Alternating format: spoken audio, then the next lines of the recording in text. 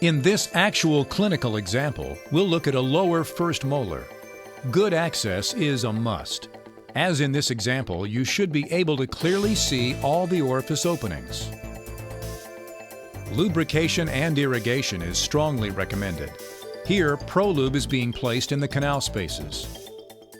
In this clinical example, we'll be focusing on the mesial buccal canal. All of the other canals are simultaneously prepared with the same techniques. We've just edited out most of those steps. Explore the space with small lexicon hand files. The GT Rotary technique begins with the 20 series. The 2010 is inserted and allowed to work. Notice how you never hold the file in one position. Work it in the canal space. Remove files frequently to clean and inspect the flutes. Irrigate and lubricate between each instrument. The GT 2008 is next. Again, it is worked passively only as far as the file wants to progress. We've included this irrigation sequence to remind you to irrigate and lubricate before moving to the next instrument. The 2006 is next. In this particular canal, this instrument is allowed to do a good amount of work, and the result is this file reaches the estimated working length.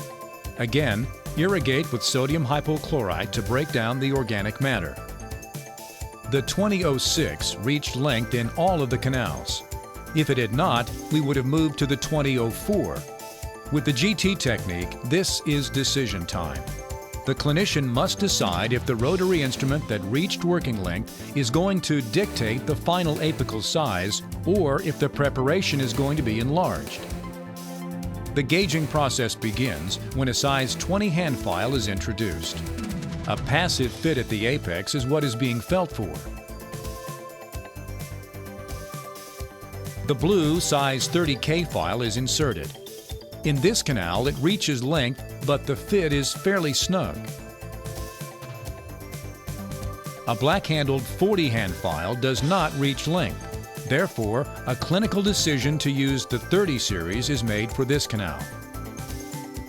Because the 2006 reached length, we move to the corresponding taper in the 30 series. The 30.06 is inserted. In 3 strokes, this instrument is almost to working length, but not quite.